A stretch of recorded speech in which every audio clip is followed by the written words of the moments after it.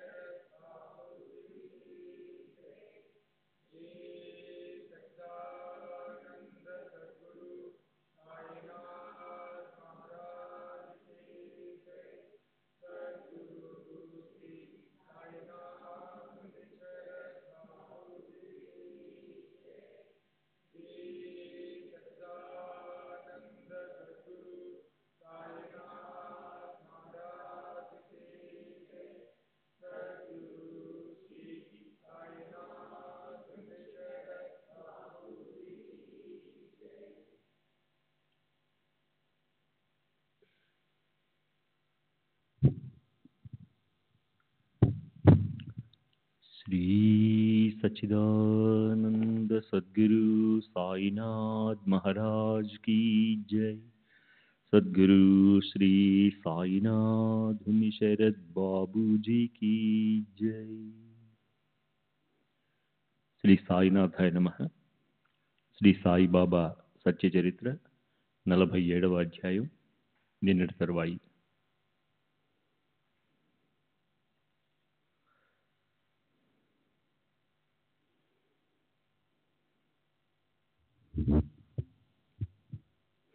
అలా కొన్ని రోజులు గడిచాయి. దేవుడి మనసుకి ఏదో ఒకటి చేయాలని అనిపించింది. ఆ ధనికుని పత్నికి ఆయన కలలో కనిపించాడు. లే లే మేలుకో, ఆ దేవాలయం గోపురం నిర్మించు. నీవేదైనా ఖర్చు పెట్టావంటే దానికి 100 రెట్లు తిరిగి నీకు శివుడు ఇస్తాడు. మర్నాడు ఆమె ఆ కలను వివరంగా తన భర్త చెవిన వేసింది. కానీ ఒక్క పైసా ఖర్చు పెట్టాలన్నా ప్రాణం పోయినట్లు అనిపించే అతనికి ఆ కల మహాబాధాకరంగా అనిపించింది. రాత్రింబవళ్ళు అదే పనిగా డబ్బు కూడబెట్టడం తప్ప అతని మనసుకు మరో ఆలోచన తెలియదు. అతనికి ఆ స్వప్నంలో చెప్పినట్లు ద్రవ్యం ఖర్చు పెట్టడం అన్న ఆలోచన ఎలా నచ్చుతుంది? అతను భార్యతో, ఈ కలలను నేను ఒప్పుకోను, వీటి మీద నాకు అసలు విశ్వాసం లేదు అని ఆమె మాటలను పరిహరించాడు. తానెంతో జగమంత స్వయంగా దగాకోరవటం వల్ల ఇతరులు కూడా అతనికి అలాగే కనిపిస్తారు. అతను ఇలా అన్నాడు, దేవుడి మనసులో నా డబ్బు కొట్టేయాలని ఉంది, లేకపోతే నేను మాత్రం నీకేమైనా దూరంగా ఉన్నానా? ఆయన నీ స్వప్నంలోకి ఎందుకు వచ్చాడు?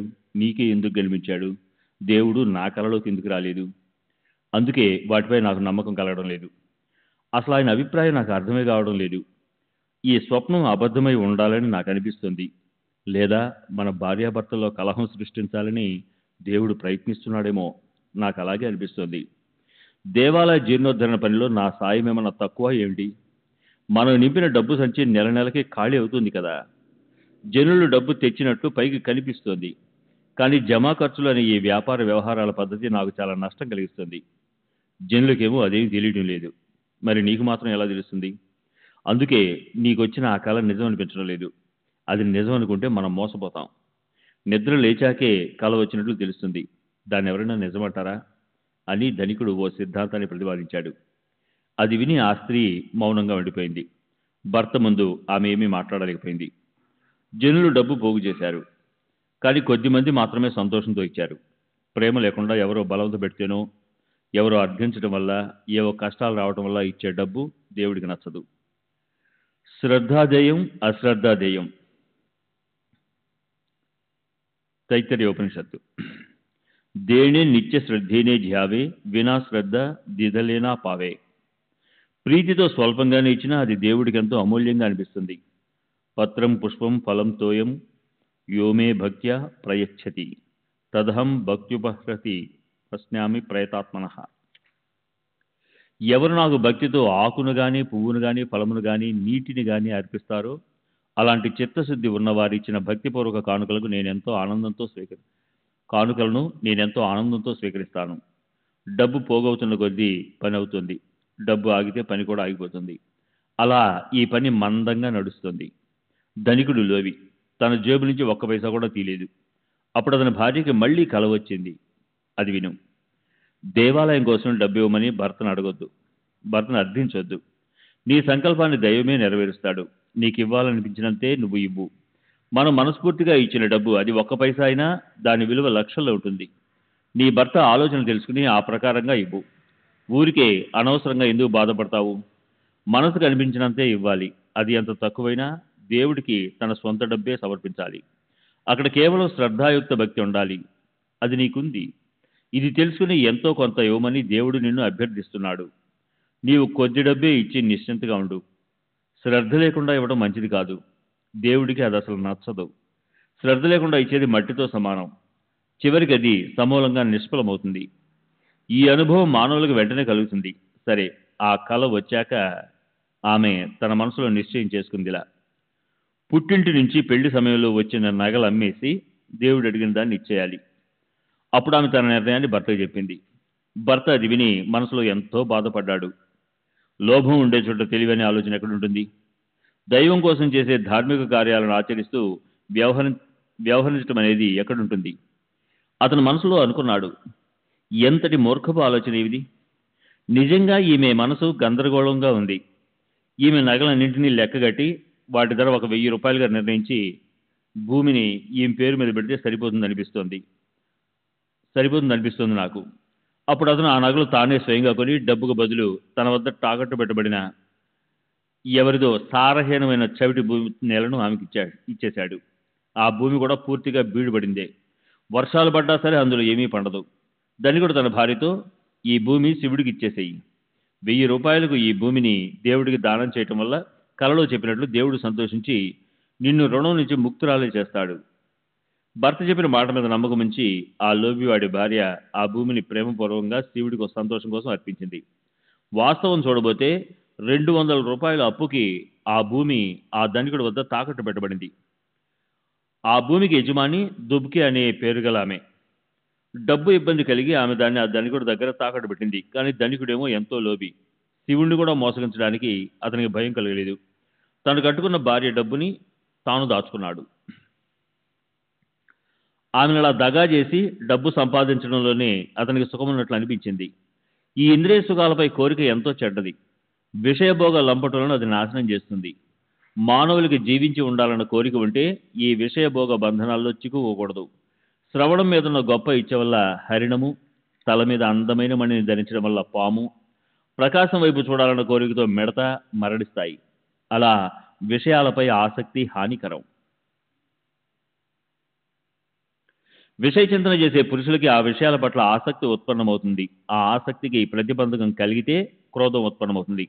క్రోధం నుంచి తల మీద విచారమనే గందరగోళం, విచారమనే గందరగోళం నుంచి స్మృతి భ్రంశం, స్మృతి భ్రంశం నుంచి బుద్ధి నాశనం, బుద్ధి నాశనం వల్ల పూర్తి వినాశనం అవుతుంది. ఐహిక వస్తువులను అనుభవించడానికి డబ్బు అవసరపడుతుంది. అది లభింప చేసుకోవడానికి ప్రయత్నం చేస్తుంటే ఇంద్రియ సుఖాలపై ఆసక్తి పెరుగుతుంది. దాన్ని ఆపడం చాలా కష్టం. నిశ్చయంగా నష్టం కలిగించే ఆ భూమిలో ఎంత ప్రయత్నం చేసినా ఏమీ పండదు. అలాంటి దాన్ని అర్పించామనంటే అలాంటి దానం వల్ల నిజానికి పుణ్యం ఏముంటుంది? ఇచ్చే దానిలో ఏ కోరిక లేకుండా దేవుడు కనిపిస్తే ఆ దానాన్ని నిర్వికల్పమని అంటారు. స్వీకరించే వారికి ఎంతో దుఃఖదాయకంగా పరిణమించే అలాంటి ఆ నిర్వికల్ప దానం దానం కాదు. అలాంటి దానం చేయటం అంటే పాపాన్ని మూటగట్టుకోవడమే. శ్రీ సచ్చిదానంద సద్గురు సాయినాథ్ మహారాజ్ కీ జై. సద్గురు శ్రీ సాయినాథుని శరద్ బాబూజీ కీ జై.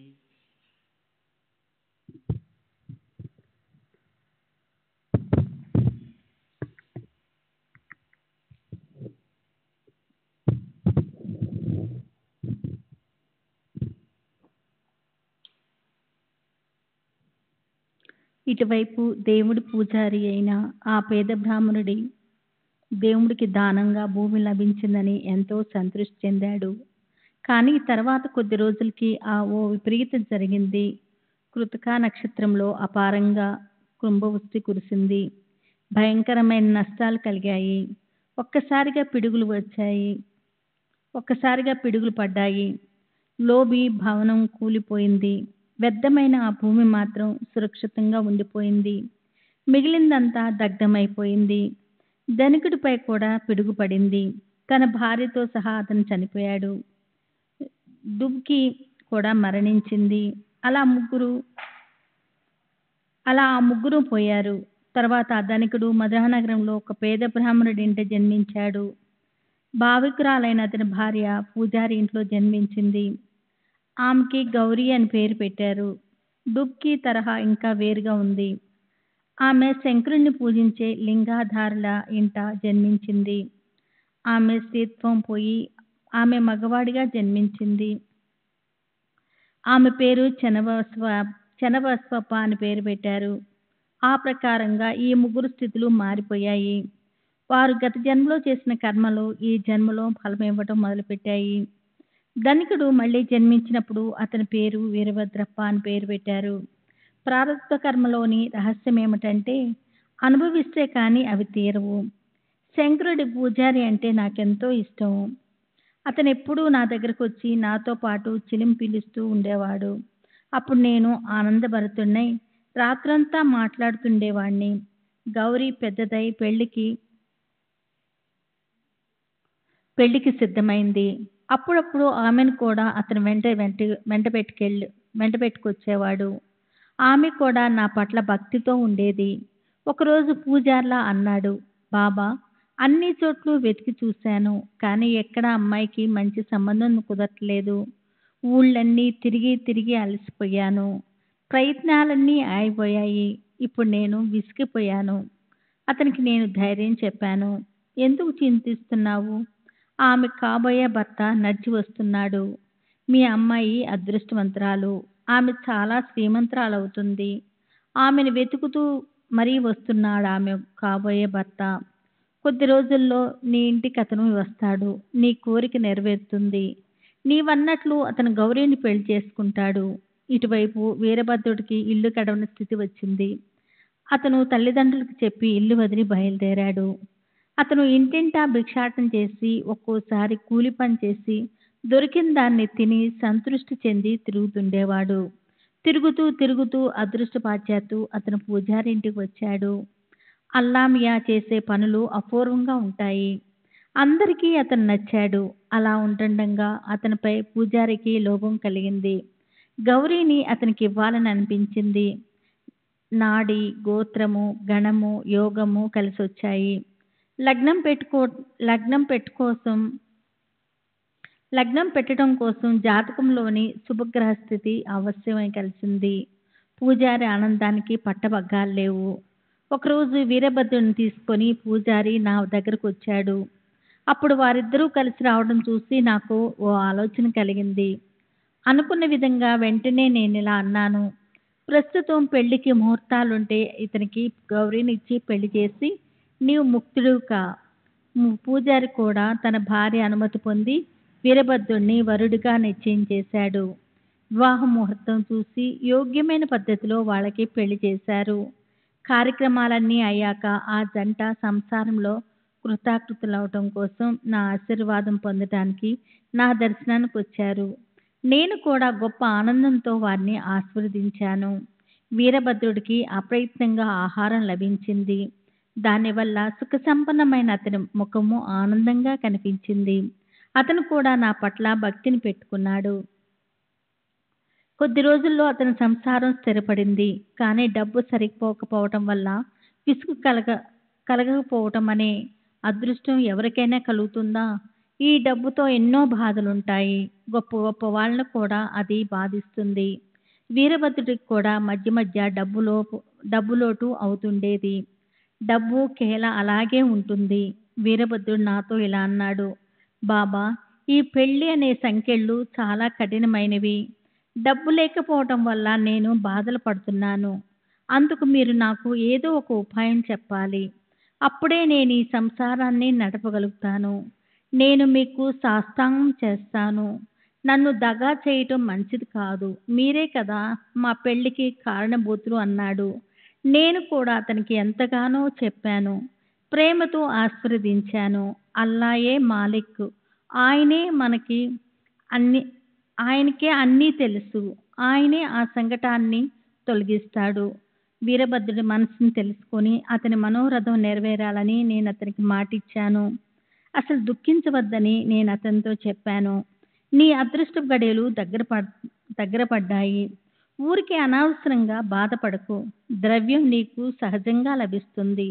అది నీ దగ్గర అపారంగా ఉంటుంది. అయినా వీరభద్రప్ప అంటూ ఉండేవాడు, డబ్బు వల్ల నేను పరిహాసాల పాలయ్యాను.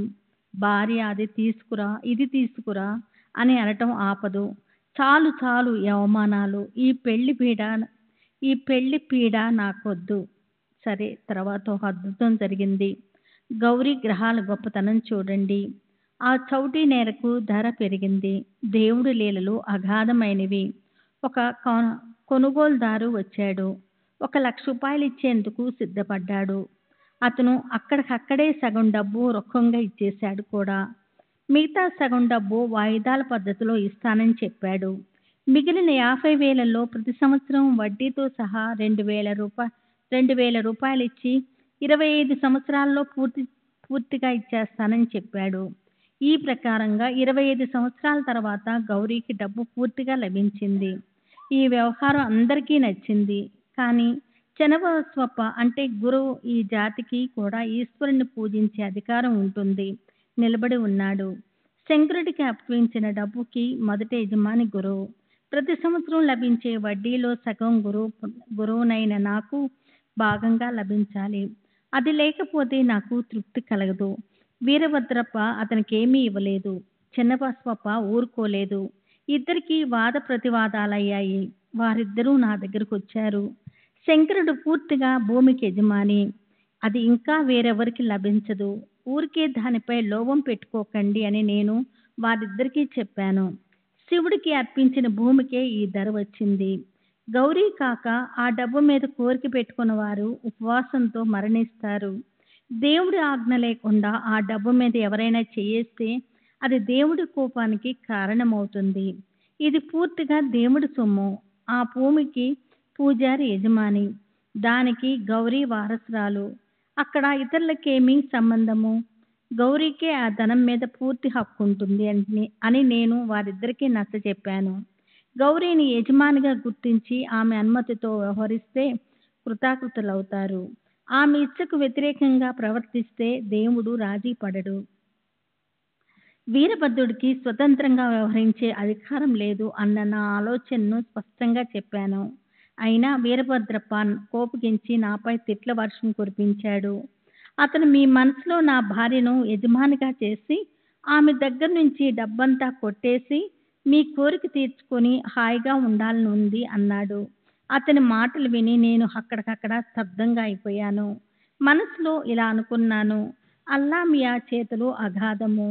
ఊరికే మనం ఎందుకు బాధపడాలి? వీరభద్రప్ప నాతో అలా అని ఇంటికి పోయి భార్య మీద కోపంతో మండిపడ్డాడు.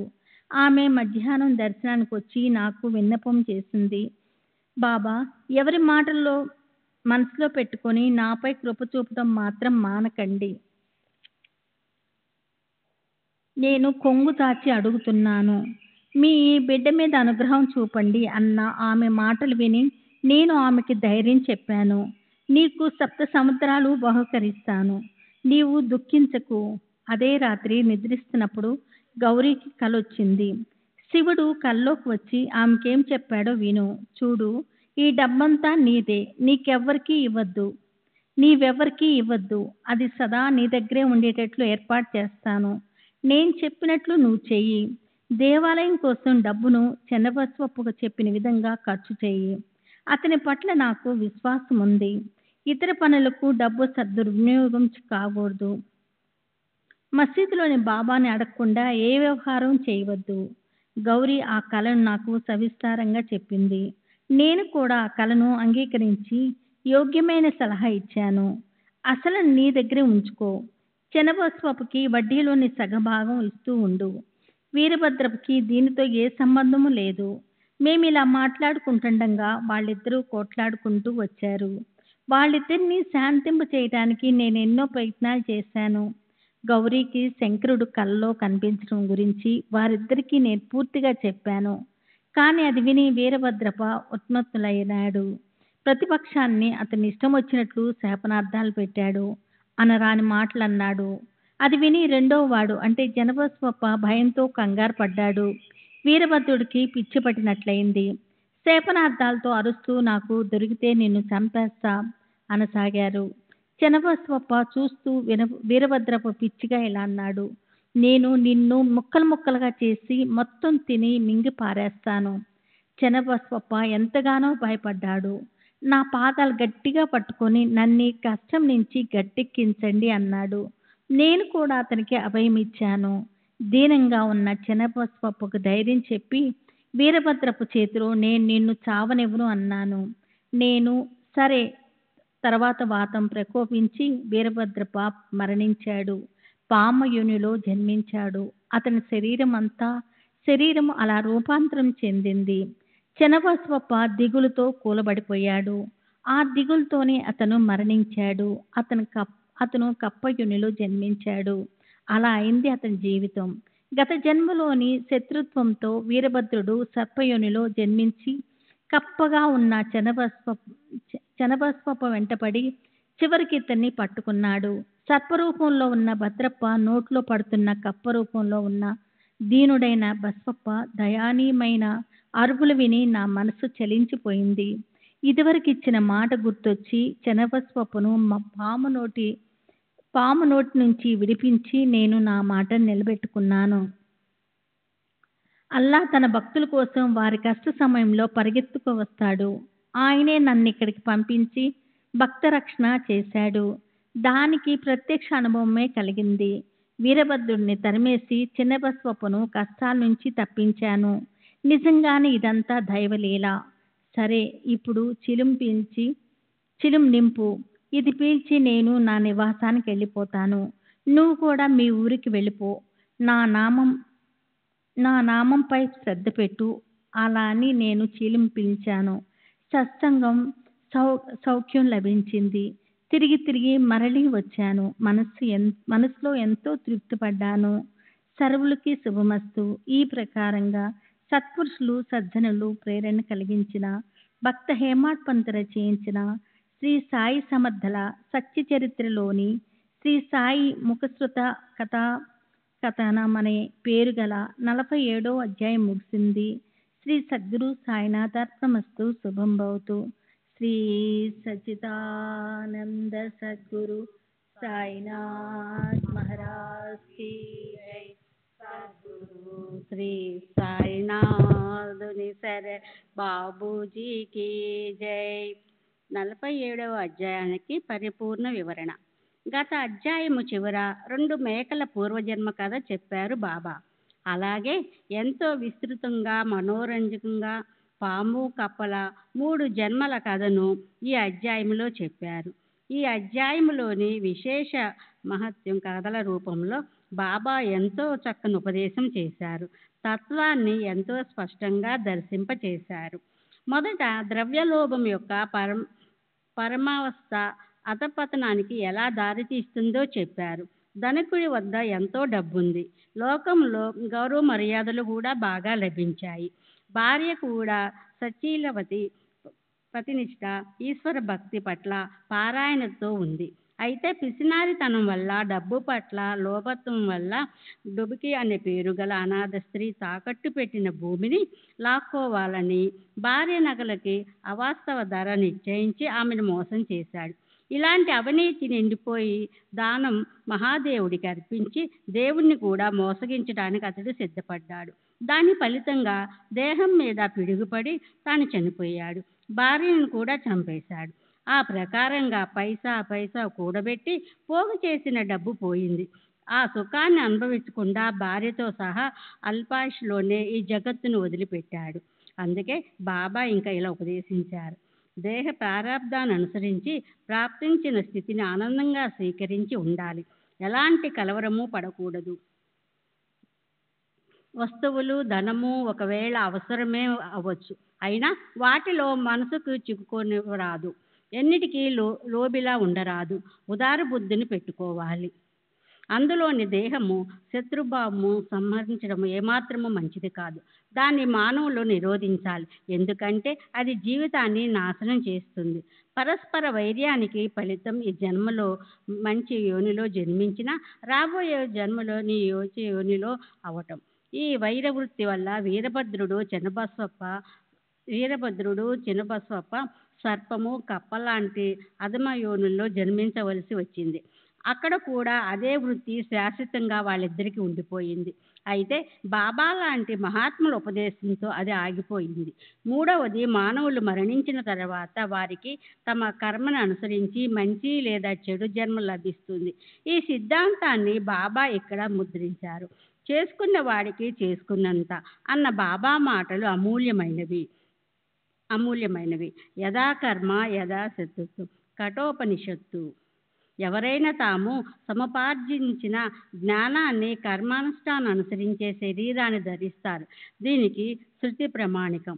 ధనికుడు డుబుకీని, తన భార్యని, మహాదేవుణ్ణి డబ్బు వ్యవహారంలో మోసం చేశాడు. అందుకని మరుజన్మలో పేద బ్రాహ్మణుని కడుపున జన్మించి గడపలో భిక్ష లేదా కూలీ పని చేయవలసి వచ్చింది. కానీ అతని భార్య ఈశ్వరుడి పట్ల భక్తి కలిగి ఉండేది కనుక పూజారి లాంటి పవిత్రమైన ఇంట్లో జన్మించింది. ఆమెకు సాయిబాబా లాంటి మహాత్ముల సాన్నిధ్యం లభించింది. వీరభద్రుడు, చెన్నబసవప్ప వీరు డబ్బు కోసం ఒకరి పట్ల ఒకరు వైరము పెట్టుకొని గొప్పగా కలహించుకున్నారు. అందుకని వాళ్ళు మరుజన్మలో సర్పము, కప్పలుగా అయ్యారు. అక్కడ కూడా ఒకరి పట్ల ఒకరు వైరంతోనే ఉన్నారు. అందుకే బాబా అంటారు, కనుక ఆత్మ జ్ఞానాన్ని ప్రాప్తింపచేయగల మానవ జన్మ లాంటి అమూల్యమైన అవకాశము వచ్చినప్పుడు దేహము పడిపోకముందే దాన్ని వ్యర్థము చెయ్యని వారు నిజంగా తెలివైన వారని తెలుసుకోవాలి. వారే సంసార బంధనాల నుంచి ముక్తులవుతారు. ఇతర సంసార దారుణీ చక్రంలో పడిపోతారు. ఎప్పటికీ దేహభావం నుంచి వారు ముక్తులు కారు. జన్మ వల్ల కలిగే యాతనాల నుంచి వారు తప్పించుకోలేరు. నాలుగవది ధార్మిక కార్యాల్లో డబ్బు ఖర్చు పెట్టే మానవులకు అందుకు అనేక రెట్లు ధనము ఈ జన్మలోనే రాబోయే జన్మలోనే ప్రాప్తిస్తుంది. ధనికుడి భార్య తల్లిదండ్రుల నుంచి తనకు సంక్రమించిన నగలు నమ్మి ఆ భూమిని శివుడి ఆలయానికి జీర్ణోద్ధరణ కోసము దానమిచ్చింది. కనుకనే తర్వాతి జన్మలే ఆమె 1,00,000 రూపాయలకు యజమానురాలైంది. నన్ను ప్రాణ సమానంగా భావించిన వారు నాకు ఒకటిస్తే దానికి 100 రెట్లు ఎక్కువగా వారికి ఇస్తాను. అయితే చేసే ఆ దానము మాత్రం మనస్ఫూర్తిగా ప్రేమతో శ్రద్ధతో చేస్తేనే అది ఫలితం ఇస్తుంది. ప్రేమ లేకుండానో ఇతరుల బలవంతం పైనో ఎవరో అభ్యర్థించారనో లేక ఏదైనా కష్టాలు రావటం వల్ల ఇచ్చేది దేవుడికి నచ్చదు. ప్రీతితో కొద్దిగానే ఇచ్చినా అది దేవుడికి ఎంతో అమూల్యంగా అనిపిస్తుంది. ఐదవది నిజమైన మహాత్ముడికి శరణం వెళ్తే ఈ జన్మలోనూ ఏమిటి రాబోయే జన్మలో కూడా వాళ్ళు రక్షించడానికి పరిగెత్తి వస్తారు. వీరభద్రప్ప చంపటానికి వచ్చినప్పుడు భయపడిపోయిన చిన్నబసవప్ప బాబా పాదాలు దృఢంగా పట్టుకున్నాడు. కష్టాల్లోంచి తనను విడిపించమని విన్నపం చేసుకున్నాడు. కనుక తర్వాతి జన్మలో కప్పగా జన్మించినప్పుడు కూడా సర్పంలో ఉన్న వీరభద్రప్ప నుంచి విడిపించడానికి బాబా పరుగున వెళ్ళారు. పరిశుద్ధ మనసుతోనైనా లేదా అపరిశుద్ధంగానైనా సరే నిజమైన మహాత్ముల పాదాలు పట్టుకుంటే ఎలాంటి మానవులైనా సంసారము నుంచి ముక్తులవుతారు. అలాంటి మహాత్ముల యోగ్యత చాలా గొప్పది. ఆరవది మహాత్ములు చెప్పినది వినకపోతే ఎంతో నష్టము కలుగుతుంది. అలాగే నుదుటి మీద డబ్బొచ్చే రాత ఉంటే అది తప్పక లభిస్తుంది. కానీ మానవులు తీవ్రమైన ద్రవ్యలోభంతో పాపము మూట కట్టుకొని తమని తాము ఎలా సర్వనాశనము చేసుకుంటారో అది కూడా బాబా తెలియచేశారు. సంసారాన్ని నడిపించలేక ఆ ఇబ్బందిని తీసుకొని వీరభద్రప్ప బాబా దగ్గరికి వచ్చాడు. కనుక బాబా అతని ధైర్యము పెట్టుకోమని చెప్పారు. నీవు అదృష్టపు గడియలు దగ్గర పడ్డాయి. ఊరికే అనవసరంగా బాధపడకు. ద్రవ్యము నీ చేతికి సహజంగా పుష్కలంగా లభిస్తుంది. ఆ రకంగా తర్వాత అతని భార్యకు చాలా డబ్బు లభించింది. అయినా ద్రవ్యలోభంలో స్వల్ప వడ్డీ కోసం అతను చిన్నబసప్ప పట్ల వైరము పెట్టుకొని తనకి తాను విభూతము కలిగించుకున్నాడు. ఏడవది మానవులు మరణించాక శరీరాన్ని ఇక్కడ వదిలిపోతారు. కానీ మన సూక్ష్మదేహంతో పాటు తమ స్వభావాన్ని వెంట తీసుకుని పోతారు. ధనికుడు ద్రవ్యలోభి తరువాత జన్మలో బ్రాహ్మణుని కడుపున జన్మించి గౌరీ లాంటి మంచి భార్య లభించి కూడా అందులో మళ్ళీ ఆ ద్రవ్యలోభమే ఉప్పెనలా ఎగిసిపడింది. అందువల్ల అతను స్వల్పం వడ్డీ కోసము చిన్నబసప్పుతో కలహించి మరణించాడు. ఈ వైరవృత్తితోనే తర్వాత సర్పయోనిలో శాశ్వతంగా ఉండిపోయి అతను కప్పరూపంలో ఉన్న చిన్నబసప్పను మింగటానికి పరిగెత్తిపోయి మరింత పాపాన్ని మూట కట్టుకోవడానికి సిద్ధపడ్డాడు. కాబట్టి మానవులు సత్యవృత్తి అలవర్చుకోవటానికి తమ స్వభావంలో ఉన్న పాపపు లేదా అసూరి ప్రవృత్తిని తీసివేయటానికి జన్మలో ప్రయత్నించాలి. ఎందుకంటే అదే మరు జన్మలో మనతో పాటు వస్తుంది. ఎనిమిదవది చివరిది తాము కథలు చెప్పేటప్పుడు స్వయంగా తమ భక్తులను రక్షిస్తున్నప్పుడు కూడా బాబా అహంకారము పెట్టుకోకుండా ఆ కర్తృత్వాన్ని నమ్రతతో చివరికి పరమేశ్వరుడికి ఆపాదించి ఆ ప్రకారంగా శ్రోతలకు నిరంకారాన్ని నమ్రతను గురించి శిక్షణ ఇచ్చారు. అల్లా తన భక్తుల కోసము కష్ట సమయంలో పరుగున వస్తాడు. ఆయనే నిన్ను ఇక్కడ పంపించి భక్త రక్షణ చేశాడు. శ్రీ సచ్చిదానంద సద్గురు సాయినాథ్ మహారాజ్ की जय. సద్గురు శ్రీ సాయినాథుని శరత్ బాబూజీకి జై. 48వ అధ్యాయం సాశంక భక్తుల అనుగ్రహకరణం. విశ్వాసం లేని సంకిత భక్తులపై కృప చూపటం. శ్రీ గణేశునికి నమస్కారం. శ్రీ సరస్వతీదేవికి నమస్కారం.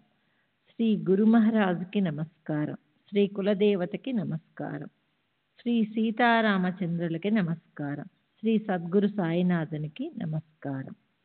ఇప్పుడు ఈ అధ్యాయం ప్రారంభిస్తున్నప్పుడు వినేందుకు ఎంతో ఉత్సాహం ఉన్న శ్రోతలు శ్రీ సాయి గురువా లేక సద్గురువా అని అడుగుతారు. కనుక వారి తృప్తి కోసం సద్గురు లక్షణాలు క్లుప్తంగా నివేదిద్దాం. అప్పుడు శ్రీ సాయినాథులకున్న సద్గురు లక్షణాలు శ్రోతలకు తెలుస్తాయి. ఎవరి దగ్గర నుంచి వేదాభ్యాసం చేయవచ్చో లేక 6 శాస్త్రాల జ్ఞానం ప్రాప్తిస్తుందో లేక ఎవరిచే వేదాలు అంటే ఉపనిషత్తుల నిరూపణ జరుగుతుందో వారిని జనులు సద్గురువు అనరు. శ్వాసను బిగపట్టి సమాధిని పొందే వారిని కాల్చి ఎర్రగా చేసే రాగి మొదలైన ధాతువుల ముద్రలను తమ దేహం మీద వేయించుకొని ఆ చిహ్నాలు ధరించే వారిని, లేక పరమాత్మ లేదా వేదాంతం గురించి వ్యాఖ్యానాలు చేసి శ్రోతలకు మనోరంజకం కలిగించే వారిని విద్వాంసులు సద్గురు అనరు. శిష్యులకు శాస్త్రాల్లో చెప్పినట్లు విధిపూర్వకంగా మంత్రం కూడా ఇస్తారు, దాన్ని జపించమని ఆజ్ఞాపిస్తారు. కానీ దానికి ఫలప్రాప్తి ఎప్పుడవుతుందో ఆ విషయం గురించి నిశ్చయం వారికి ఉండదు. బ్రహ్మ నిరూపణ ఎంతో రసభరితంగా, ఆసక్తికరంగా, శాబ్దిక జ్ఞానంతో అపారంగా ఉండి స్వానుభవం చేద్దామంటే మాత్రం శూన్యంగా కేవలం మాటల గారడీతో ఉండే అలాంటి వారి జ్ఞానం శుష్కమైనది. అలాంటి నిరూపణ వింటే లౌకిక పారలౌకిక అనుభవాలపై అసహ్యం కలుగుతుంది. కానీ పరమాత్మ యొక్క ఐక్యరూపత అనుభవంలోని మధురమైన రుచిని స్వయంగా అనుభవించిన వారే దీన్ని దర్శింపచేయగలరు. వేదాది శాస్త్రాల సంపూర్ణ జ్ఞానం ఉండి శిష్యులకు ప్రత్యక్షానుభవాన్ని ఇవ్వడంలో పూర్ణ అనుభవం కలిగి ఉన్న వారికే శిష్యులకు ఉపదేశించడానికి అధికారం ఉంటుంది. వారిని సద్గురువులనాలి. చూడండి, స్వయంగా స్వానుభవం లేని వారు శిష్యులకి ఏం అనుభవం ఇవ్వగలరు? ఏ రకమైన ప్రత్యక్ష అనుభవం ఉండని వారిని సద్గురువు అని ఎన్నటికీ అనరాదు. శిష్యులతో సేవ చేయించుకోవాలన్న ఆలోచన స్వప్నంలో కూడా లేకుండా, పైగా శిష్యుల కోసం తమ దేహాన్ని వినియోగించాలన్న కోరిక ఉన్నవారిని సద్గురువులనాలని తెలుసుకోవాలి. శిష్యుడంటే పనికి మాలినవాడు, గురువు అంటే ఏదో శ్రేష్ఠుల్లో అత్యంత శ్రేష్ఠుడు అన్న అహంకారం లేకుండా ఉన్నవారే నిజమైన కళ్యాణకారకులైన సద్గురువులు. శిష్యులు కూడా పూర్ణ బ్రహ్మే, అంటే తనకన్నా అల్పమహత్తు కలవారు కాదు అని అంగీకరించి వారిని తమ బిడ్డల్లాగా ప్రేమించి వారి ద్వారా తమ ఉదర నిర్వహణ ఏర్పాట్లు జరగాలని అపేక్షించని వారే ఈ జగత్తులో పరమశ్రేష్ఠ సద్గురువులు. పరమశాంతికి నిలయమై విద్వత్తు గురించిన అభిమానం లేకుండా చిన్న పెద్ద అన్న భేదభావం ఉండని వారే సద్గురువు అన్న పదానికి స్థానం. అలాంటి ఈ సద్గురువుకుండే సర్వసాధారణ లక్షణాలను నేను అనన్య శరణు అయి శ్రోతల కోసం ఏకత్రం చేసి క్లుప్తంగా చెప్పాను. సాయి దర్శనంతో ఎవరి కళ్ళు తృప్తి చెందుతాయో అలాంటి ఆ అదృష్టవంతులకి సద్గురు లక్షణాలు ఇంతకన్నా ఇంకా ఎక్కువగా నేను ఏం వర్ణించగలను? జన్మ జన్మలుగా సంపాదించిన పుణ్యం ఉండడం వల్లే ఈ సాయి సద్గురు పాదాలు మన చేతికి లభించాయి. తారుణ్యంలో ఆయన వద్ద ధనధాన్యాలు లేదా కుటుంబ పరివారము లేవు. ఎవరి మీద ఆధారపడి ఆయన జీవించలేదు. ఆయనకి ఇల్లు వాకిలి లేవు. కేవలం భయంకర మనోనిగ్రహము, పొగాకు, చిల్లు ఇవే ఆయన సంగ్రహించి పెట్టుకున్నవి. వయసు 18 వసంతాల్లో ఉండగానే ఆయన తమ మనస్సుపై ఆధిపత్యాన్ని సంపాదించారు. ఏ రకమైన భయము ఎరక్క ఆత్మస్వరూపంలో లీనమై ఆయన సదా ఏకాంతంలో ఉండేవారు. నేను భక్తపరాధీనుణ్ణి అన్న తమ వాగ్దానాన్ని భక్తులకు స్పష్టం చేసి చూపటం కోసం ఎక్కడెక్కడ భక్తుల ప్రేమ ఉందో ఆయా చోట్లల్లో ఆయన ఉండేవారు. ఓ సనాతన పరబ్రహ్మ, దీనులను ఉద్ధరించేవాడా, సదా ప్రసన్నవదనం కలవాడా, చైతన్యంతో పరిపూర్ణుడైన వాడా, భక్తుల అధీనంలో ఉండేవాడా, మీకు జయకారాలు. మీ భక్తులకు మీ దర్శనాన్ని ప్రసాదించండి. ఈ సుఖదుఖాలు, లాభనష్టాలు మొదలైన ద్వంద్వాలకు అతీతంగా ఉండే, సగుణ నిర్గుణాల రెండిట్లో ఉండే సర్వాన్ని చూడగలవాడా, అన్నిటికీ అతీతంగా ఉండే మీకు జయకారాలు జయకారాలు. మీ పట్ల భక్తి లేని వారికి మీ లీలలు తెలియవు. సంసారంలోని దుఃఖాన్ని, చింతలను పోగొట్టేవాడా, సంసారమనే ఏనుగును నశింపచేసేవాడా, ఆశ్రయించిన వారిని ప్రేమించేవాడా, వారి సంకటాలను దూరం చేసే సద్గురు రాజా, మీకు జయకారాలు. మీరు అవ్యక్తంలో సమరసులవ్వడం వల్ల నిరాకారులైనారు. కానీ దేహత్యాగం చేశాక కూడా మీరు భక్తులకు శ్రేయస్సు కలిగించటం అనే కార్యాన్ని ఆపలేదు. దేహదారులై ఉన్నప్పుడు మీరు ఏమేం చేసేవారో ఆ అనుభవమే మీరు అవ్యక్తంలో లీనమైన తర్వాత కూడా మీ పట్ల భక్తి కలిగిన వారికి ఈ రోజుకి కూడా లభిస్తుంది. పామరుణ్ణైన నన్ను నిమిత్తం చేసుకొని అజ్ఞానమనే రాత్రిని తరిమేయటానికి, భక్తులను ఉద్ధరించడంలో సమర్థవంతమైన మీ చరిత్ర అనే సూర్యుణ్ణి మీరే ప్రకటన చేశారు. పరమేశ్వరుని అస్తిత్వం విషయంలో విశ్వాసం ఉండడం, పరమేశ్వరుడి పట్ల నిష్ఠ, ఆదరము ఉండడం, ఇవే భక్తుల హృదయాలనే ప్రమిదలు. అందులోని ఒత్తులను ప్రేమామృత రసధారల్ని నూనెతో వెలిగించాలి. అప్పుడు చిన్మయ కాంతులు వెదజల్లే జ్యోతి ప్రకటమవుతుంది. ప్రేమ లేని శుష్క జ్ఞానం వల్ల ఎవరికి మాత్రం ఏమి ఉపయోగం? ప్రేమ లేకపోతే మనసుకి తృప్తి కలగదు. ప్రేమని విభజించలేము. ప్రేమ మహిమను ఎంతని వర్ణించను? దాని ముందు మిగతావన్నీ తుచ్చం. మన దగ్గర ఆహ్లాద సాగరంలో జార విడిచే ప్రగాఢమైన ప్రేమ లేకపోతే శ్రవణము, పఠనము నిష్ఫలం అవుతాయి. ప్రేమ వద్దే భక్తి ఉంటుంది. అక్కడే ఎదను లాలించే పూర్తి శాంతి, విరక్తి ఉంటాయి.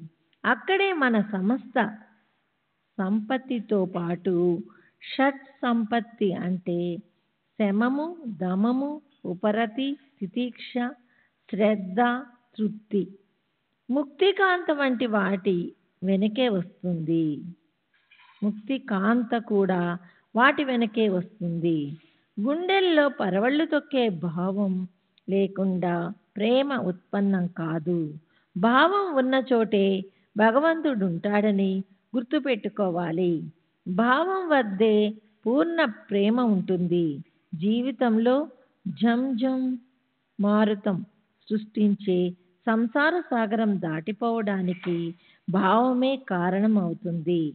ఈ అత్యంత మధుర సుధారస వాహిని సాయి చరిత్ర గంగాజలంలాగా పవిత్రమైనది. దానిలోని కవితా రచనను సాయియే రచింపచేశారు. హేమాడ్ కేవలం నిమిత్త మాత్రుడు. ఈ సాయి సచ్చరిత్రను వింటే శ్రోతలు, వక్త శాశ్వతంగా శుద్ధులవుతారు. పాపపుణ్యాలు నశించి వారిద్దరికీ శాశ్వత ముక్తి లభిస్తుంది. మనస్సును శుద్ధం చేసుకుని చక్కని మనోవృత్తితో ఈ చరిత్రను వినేవారి మనస్సులోని వాంఛలన్నీ సదా నెరవేరుతాయి. గొప్ప శ్రద్ధతో, పూజ్యభావంతో ఈ సచ్చరిత్ర వింటే లేదా సాయినామ స్మరణ చేస్తుంటే ఇంద్రియాలు తమ ఇష్టం వచ్చినట్లు ప్రవర్తించవు. మహోద్ధృత కన్నీటి తుఫానుల సంసార సాగరాన్ని సహజాతి సహజంగా దాటిపోగలం. చాతక రూప భక్తుల పట్ల ఈ సాయి సచ్చరిత్ర కథనం జీవనమే. ఇది విన్న తర్వాత శ్రోతలు దీన్ని మన్నం చేయాలి. శ్రీ సాయి కారుణ్యాన్ని ప్రాప్తింప చేసుకోవాలి. అన్ని అవస్థల్లోనూ సావధానులై శ్రోతలు దీన్ని వింటే వారి కర్మ బంధనాలు తెగిపోయి వారికి సహజంగా మళ్ళీ మళ్ళీ జన్మించడం నుంచి ముక్తి లభిస్తుంది.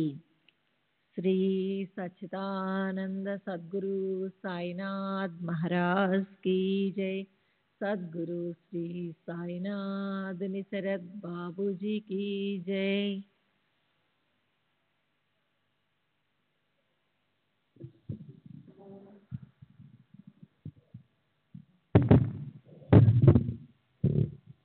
సరే, శ్రోతలు తమ మనసుల్లో కథ ఎప్పుడు ఆరంభిస్తాడు అని అనుకుంటారేమో. కనుక మొదట ప్రస్తావన చేసి వారి అస్వస్థతను తొలగిస్తాను. గత అధ్యాయంలో వైరము, రుణము, హత్యల నుంచి ముక్తులవటం కోసం, చేసిన కర్మలను అనుభవించడం కోసం పునర్జన్మ తీసుకోవాల్సి ఉంటుందన్న విషయం గురించిన వర్ణన ఉంది. భక్తులకి తమ పూర్వజన్మ లేదా కర్మలు గుర్తుండవు, కానీ మహాత్ములకు అవి తెలుసు. అప్పుడు భక్తులు తిరిగి ఎక్కడ జన్మించినప్పటికీ అక్కడకు పోయి వారిని వీరు రక్షిస్తారు. అలాంటిదే ఇప్పుడు మరో కథ చెప్తాను. ఇచ్చిపుచ్చుకోవటాల్లోనూ సమస్త వ్యవహారాల్లోనూ మహాత్ముల చరణాల పట్ల అచంచల విశ్వాసం పెడితే భక్తులకు కార్యసిద్ధి అవుతుంది.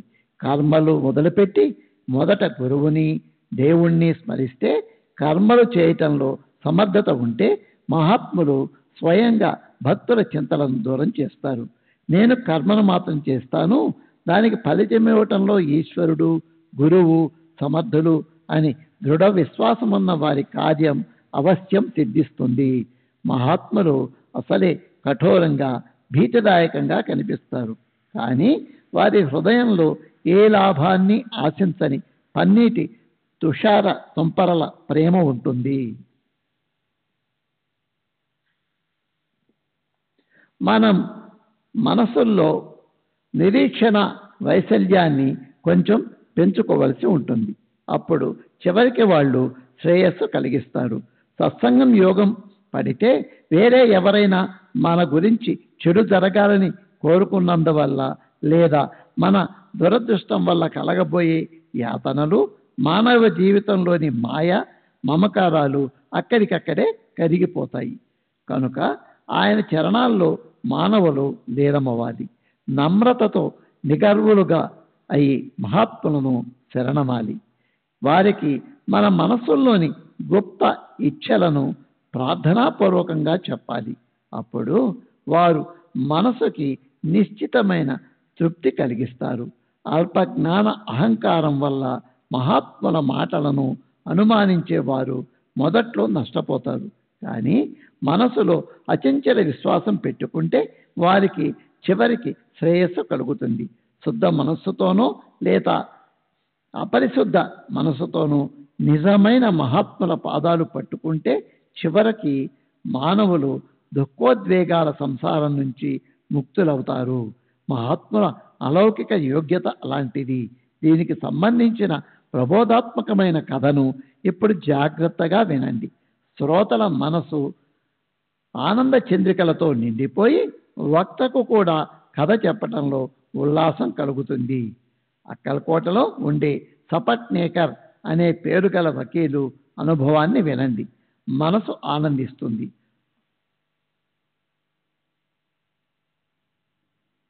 అహోరాత్రులు వకీలు పరీక్షకు అధ్యయనం చేస్తున్న అతనికి షేవడే అనే పేరు గల మరో వకీలు కలిశాడు.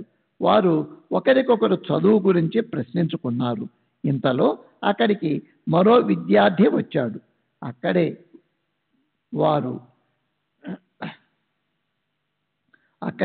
ఓ గదిలో అందరూ కలిసి కూర్చున్నారు. ఎవరు ఎంత చదివారు అన్న విషయం తెలుసుకోవటానికి ఒకరినొకరు ప్రశ్నించుకున్నారు.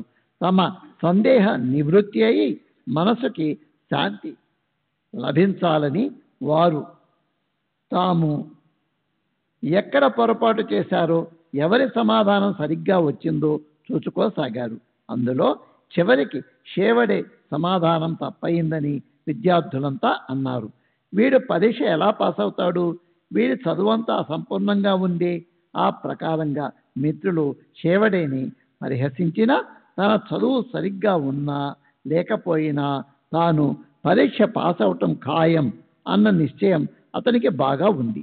అతనిలా అన్నాడు, నేను ఒకవేళ సరిగా చదవకపోయినా నా సాయిబాబా నన్ను పాస్ చేయిస్తారు, నేనెందుకు బాధపడాలి? ఈ మాటలు విని సపట్నేకర్కి ఆశ్చర్యం కలిగింది. షేవడేని ఓ ప్రక్కకు తీసుకెళ్ళి ఇలా అడిగాడు, ఈ సాయిబాబా ఎవరు?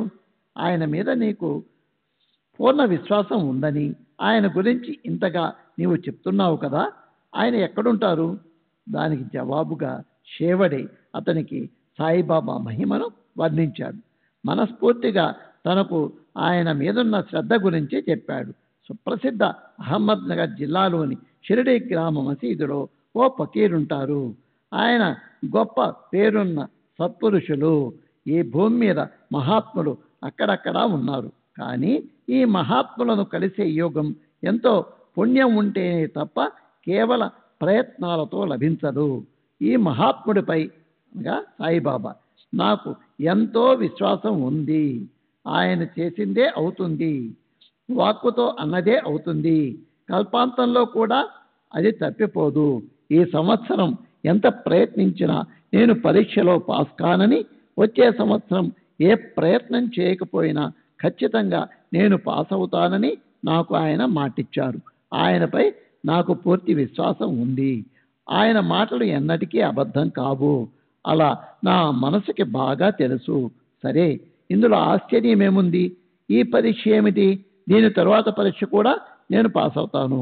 అతని ఈ మాటలు సపట్నేకర్కి ఎంతో హాస్యాస్పదంగా, పనికి మారిన శుష్క వచనాలుగా అనిపించాయి. సపట్నేకర్ అసలే అనుమానస్తుడు. అతనికి మాటలు ఎలా నచ్చుతాయి? అతను అక్కడి నుంచి వెళ్ళిపోయాడు. సరే, అప్పుడేం జరిగిందో వినండి. శ్రీ సచిదానంద సద్గురు సాయినాథ్ మహారాజ్ కీ జై. సద్గురు శ్రీ సాయినాథుని శరద్ బాబూజీ కీ జై.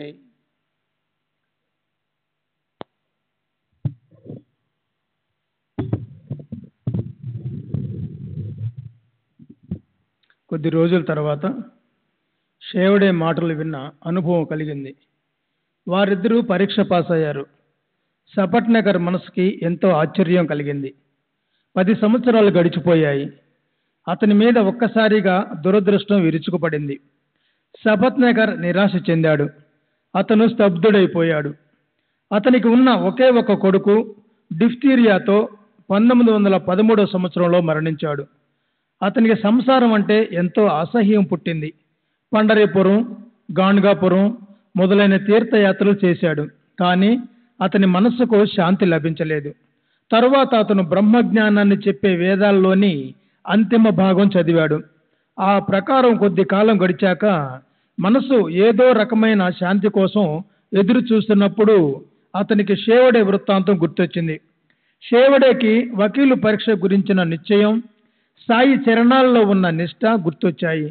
తను కూడా శ్రీవారి దర్శనానికి వెళ్ళాలని అతని మనసు కనిపించింది. సపట్నగర్ ఆ మహాత్ముడి దర్శనం చేసుకోవాలని నిశ్చయించుకున్నాడు. 1913 సంవత్సరం తన తమ్ముడితో కలిసి షిరిడి వెళ్ళాలని నిర్ణయించుకున్నాడు. షేవడే గుర్తు రావటం అనేది కేవలం మిష. నిజానికి తమ చరణాలకు వందనం చేయించుకోవటానికి సాయిబాబాని అతన్ని పిలిపించుకున్నారు. శ్రద్ధగా వినండి.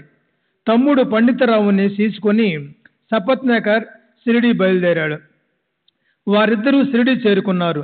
వెంటనే శ్రీవారి దర్శనం చేసుకున్నారు. దూరం నుంచే బాబా దర్శనమైంది. వాళ్ళు మనసులో ఎంతో సంతృష్టి చెందారు. అలా దూరం నుంచి కళ్ళు కలవగానే వాళ్ళు హడావుడిగా దగ్గరికి వెళ్ళి చేతులు జోడించి ఎదురుగా నిలబడ్డారు. ఇద్దరూ ఎంతో వినయంగా బాబాకి నమస్కరించి ఆయన చరణాలకు శుద్ధ భావంతో ప్రేమపూర్వకంగా కొబ్బరికాయను సమర్పించారు. సపట్నేకర్ బాబా చరణాల వద్ద కొబ్బరికాయను అర్పించగానే బాబా అతన్ని పక్కకు తప్పుకో, చల్ హట్ అని విసుక్కున్నారు. సపట్నేకర్కి దిగులేసింది. ఎవరైనా బాబాకి తెలిసిన మనుషులు ఉన్నారేమో వెతికి బాబా ఇంతగా ఎందుకు కోపించారో అందులోని రహస్యాన్ని వాళ్ళని అడగాలని మనసులో అనుకున్నాడు. తమ దర్శనమిచ్చి సాధారణంగా ప్రసన్నంగా ఉండే ఆ బాబా మాటలను విని ఎంతో ఖిన్నుడై వ్యాకులంతో తల వేలాడేసుకొని వెనక్కి జరిగి కూర్చున్నాడు. ఇప్పుడు ఎవరి దగ్గరికి వెళ్ళాలి, ఏ భక్తులను అడగాలి? బాబా అలా మాట్లాడడంలోని ఉద్దేశం ఏమై ఉంటుందో ఎవరిని అడగాలి అనుకున్నాడు. అతని ఉద్దేశాన్ని చూసి ఎవరో అతని ప్రశ్నకి సమాధానం బాలా షింపే దగ్గర లభిస్తుందని చెప్పినప్పుడు సపట్నగర్ అతని ఇల్లు వెతికి పట్టుకున్నాడు. అతను బాబాకి వృత్తాంతమంతా చెప్పి ఇలా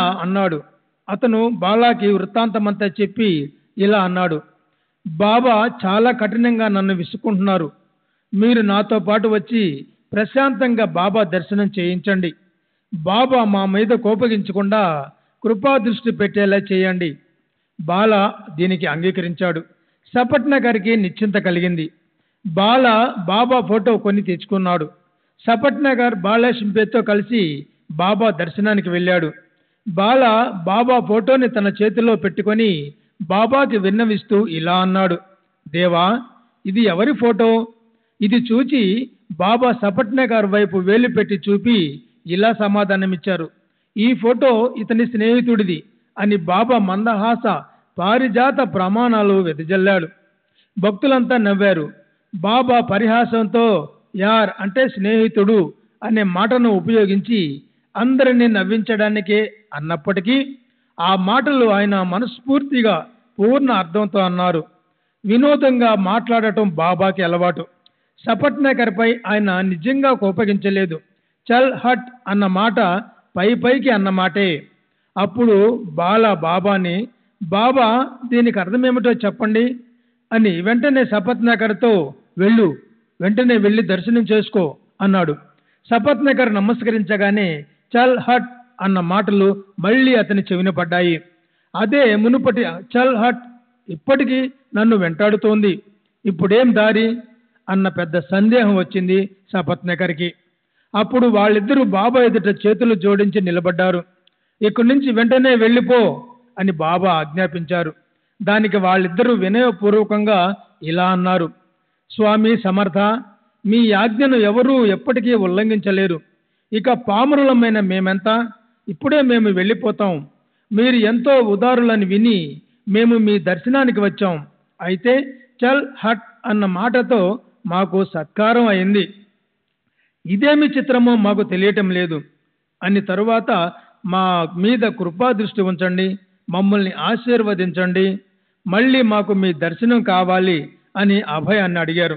సరే, ఎంత విద్వాంసుడైనా కానీ బాబా మనోగతాన్ని మాత్రం తెలుసుకోలేరు కనుక వచ్చిన ఆజ్ఞను శిరసావహించి సపట్నగర్ అతని సోదరుడు ఇద్దరూ తమ బసకి వెళ్ళిపోయారు. తమ ప్రథమ దర్శనం అలా అయిందని వారిద్దరూ ఎంతో నిరాశ చెందారు. కొంచెం కూడా ఆలస్యం చేయకుండా వాళ్ళు తమ ఊరికి వెళ్ళిపోయారు. తరువాత మరో సంవత్సరం గడిచిపోయింది. అయినా సపట్నగర్ మనసు స్థిరం కాలేదు. మళ్ళీ గాన్గాపూర్ యాత్ర చేశాడు. అయితే మనసులో మరింత అగ్నిశకలు ఎగిచాయి. అప్పుడు విశ్రాంతి కోసం అతను తన తండ్రి దగ్గర మాడేగాంకి వెళ్ళాడు. చివరికి కాశీ వెళ్ళాలని అనుకున్నాడు.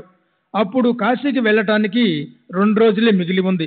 అప్పుడే అతని భార్యకి ఓ కల వచ్చింది. దాంతో కాశీ ప్రయాణం అలాగే ఆగిపోయింది. ఆ కల ఎంత విచిత్రమైనదంటే దానిలోని విశేషం చెప్తాను, శ్రోతలు వినేందుకు సిద్ధంగా అండి. పక్క మీద నిద్రిస్తున్నప్పుడు ఆమెకు స్వప్నం వచ్చింది. నేను బిందె తీసుకొని లకడ్షా బావి దగ్గరికి వెళ్ళాను. అక్కడ వేప చెట్టు కింద తలకి ఓ గుడ్డ చుట్టుకొని ఉన్న ఓ ఫకీరు నా దగ్గరికి వచ్చాడు. ఎంతో మృదువైన స్వరంతో, అమ్మాయి, ఊరికే ఎందుకు కష్టపడుతున్నావు? నేను నీ బిందెను స్వచ్ఛమైన నీటితో నింపిస్తాను. నాకు అతన్ని చూసి భయం వేసింది. ఖాళీ బిందె తీసుకొని నేను ఇంటికి తిరుగు ముఖం పట్టాను. కానీ ఫకీరు నా వెనకే వచ్చాడు. ఇంతలో మెలకువ వచ్చింది. భార్యకు వచ్చిన కల గురించి విని సపట్నగర్ షిరిడి మళ్ళీ వెళ్ళాలని నిశ్చయించుకున్నాడు. మరుక్షణం ఆ భార్య భర్తలిద్దరూ బయలుదేరి మర్నాడు షిరిడి గ్రామం చేరుకున్నారు. చేరుకోగానే మసీదుకి వెళ్ళారు. అప్పుడు బాబా లెండిబాగ్కి వెళ్ళారు. బాబా తిరిగి వచ్చే వరకు వాళ్ళిద్దరూ ఎదురు చూస్తూ అక్కడే కూర్చుండిపోయారు. ఇంతలో బాబా తిరిగి వచ్చారు. కలలో ఏ మూర్తిని చూసిందో అదే అపాద మస్తకం అచ్చు గుద్దినట్లుండటం చూసి ఆ స్త్రీ ఆశ్చర్యచకితురాలైంది. ఆమె కన్నార్పకుండా ఆయన అలాగే చూస్తూ ఉండిపోయింది. బాబా కాళ్ళు కడుక్కున్నాక ఆ స్త్రీ బాబా దర్శనం చేసుకోవడానికి వెళ్ళింది. సాయి శరణాలకు నమస్కరించి ఆయన వైపే తదేకంగా చూస్తూ కూర్చుంది. ఆమె సాత్వికతను చూసి శ్రీ సచ్చిదానంద సద్గురు సాయినాథ్ మహారాజ్ की जय, सद्गुरु श्री साईनाथ।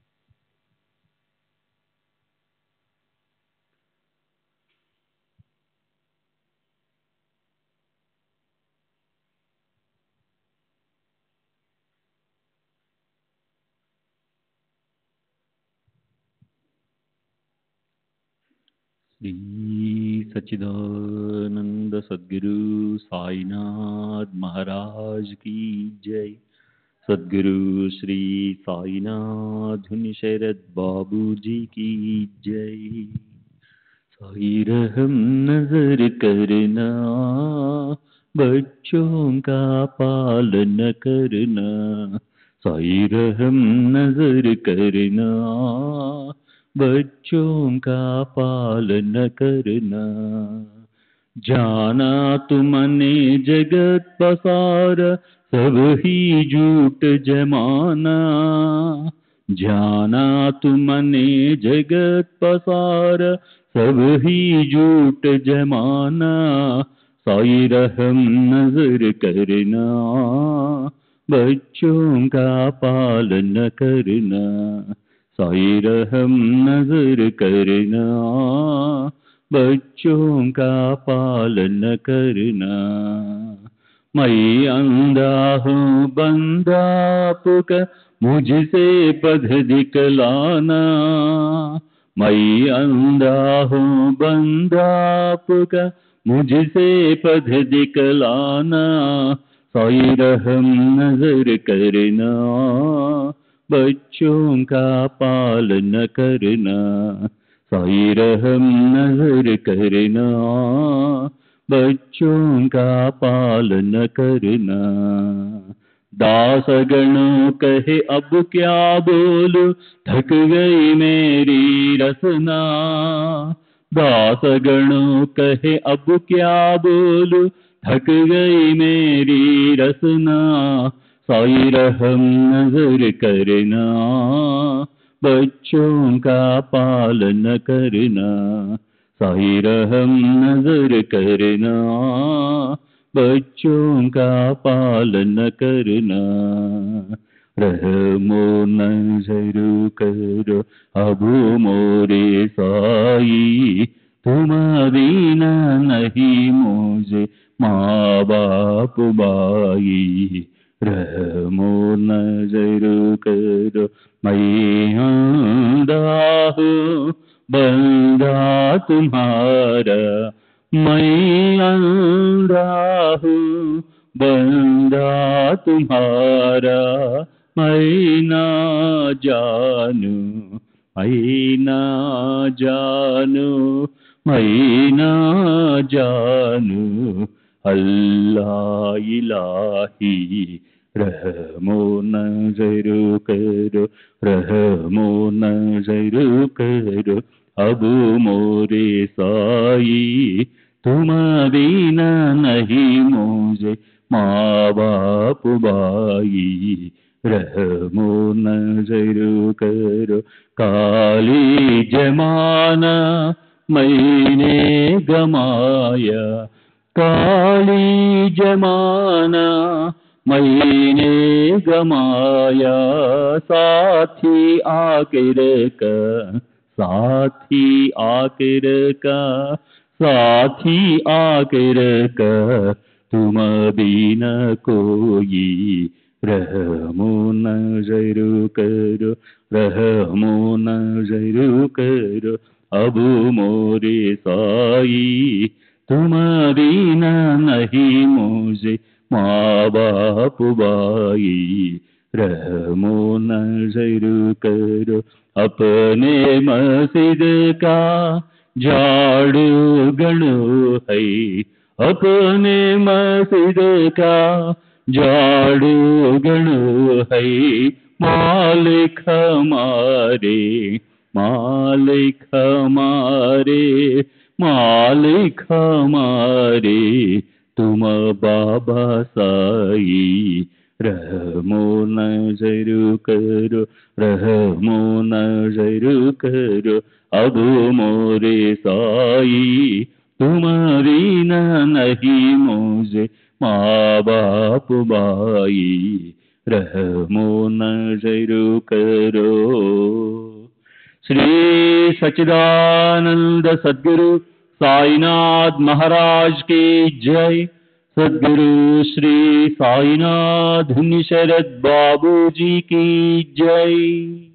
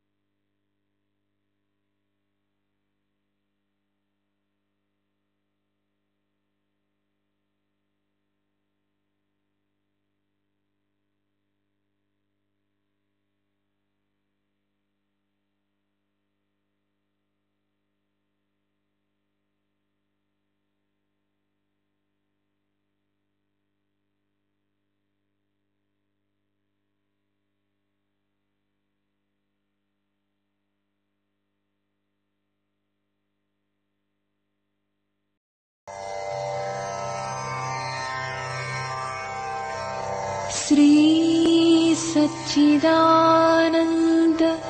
सद्गुरु साईनाथ महाराज की जय। सद्गुरु श्री साईनाथुनि शरद बाबू जी की जय।